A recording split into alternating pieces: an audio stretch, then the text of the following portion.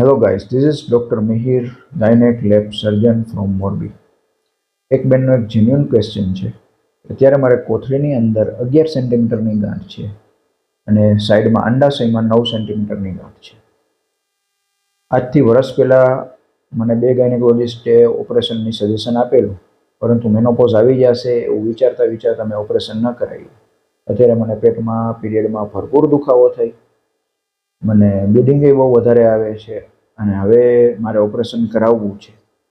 પરંતુ મેં ઘણા ગાયનેકની વિઝિટ લીધી, મને બધા એમ કહે છે કે ટાંકાવાળું પોસિબલ છે, દૂરબીન લેસરથી પોસિબલ નથી. અને મારે દૂરબીન લેસરથી કરાવવાની ઈચ્છા છે. તો શું મારે ટાંકાવાળું કરાવી લેવું જોઈએ? તમારું સજેશન આપો. બેન, જનરલી જ્યારે બ્લડ સપ્લાય જ્યારે ગાંઠને મળતી હોય છે ત્યારે ગાયનેક તમને એડવાઇસ કરે છે કે હવે મેનોપોઝની વેઇટ ન કરો. કંઈ વાંધો નહીં, એક ભૂલ થઈ ગઈ, ઇટ્સ ઓકે. પરંતુ હા, આ જે 11 સેન્ટીમીટરની જે ગાંઠ છે અને સાઈડમાં 9 સેન્ટીમીટરની ગાંઠ છે, એ લેપ્રોસ્કોપિકલી પોસિબલ છે, એ કરી શકાય. પરંતુ એના માટે લેપ્રોસ્કોપિક જે ગાયનેક જે સર્જન છે એ એક્સપર્ટ હોવા જરૂરી છે.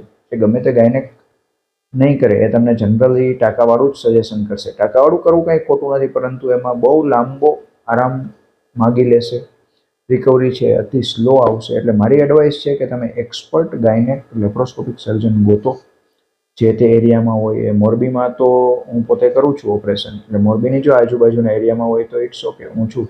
પરંતુ તમે જે એરિયામાં રહ્યો છો એ એરિયામાં કોઈ તો હશે જ ગાયનેક લેબ સર્જન એક્સપર્ટ હોય, એ તમારો હાથ પકડશે. કંઈ મોટી ચિંતા જેવી વસ્તુ નથી. હા, થોડુંક મોટી ગાંઠ છે એટલે કદાચ ઓપરેટિવમાં અડધી 1 કલાક વધારે થઈ શકે, પરંતુ કાંઈ એટલું ડિફિકલ્ટી નથી. બરાબર, થઈ જશે આરામથી, ચિંતા ન કરો. હા, કાંઈ ન મળે તો છેલ્લો ઓપ્શન ટાંકાવાળો છે, અને જો મોરબી આવી શકતા હોય તો ઉમા ગાયનેક હોસ્પિટલમાં most welcome. Thank you very much. જય હિન્દ.